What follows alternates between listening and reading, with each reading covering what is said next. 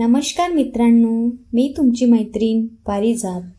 आज आपण बघणार आहोत वेळेचे महत्त्व या विषयावर एक सुंदर आणि सोपा निबंध. चला तर मग सुरू करूयात. असं म्हणतात की गेलेली वेळ पुन्हा येत नाही. वेळेला धनापेक्षाही अधिक मौल्यवान मानले गेले आहे. यशस्वी लोकांच्या यशामागचे रहस्य आहे की ते नेहमी वेळेचा सदुपयोग करतात. आपण गमावलेला पैसा पुन्हा कमावू शकतो, पण गमावलेला वेळ परत मिळू शकणार नाही. म्हणून वेळेचे महत्त्व समजावे. काही लोक त्यांच्या पैशाला वेळेपेक्षा जास्त महत्त्व देतात. तथापि सत्य हे आहे की वेळेपेक्षा अधिक मौल्यवान काहीही नाही.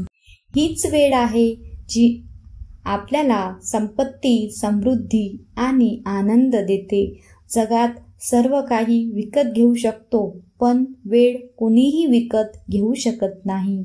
काही लोक असे आहेत जे आपला वेळ वाया घालवत आहेत.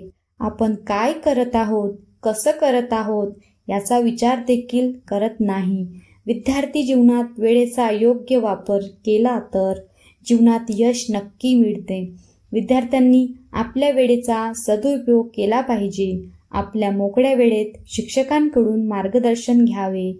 आपल्या दैनंदिनीचे टाइम टेबल बनवून वेळेचा सदुपयोग केल्याने यश नक्कीच मिळतो. विद्यार्थ्यांनी वेळेचे भान राखून आपल्या लक्ष्याचे निर्धारण करावे. स्वामी विवेकानंद म्हणतात, एका वेळी एकच काम करावे व ते काम करताना इतर सर्व विसरून आपले लक्ष त्यात लावून काम करावे.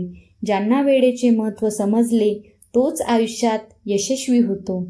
म्हणूनच वेळ वाया न दवडता आयुष्यातील प्रत्येक क्षणाचा सदुपयोग करायला हवा.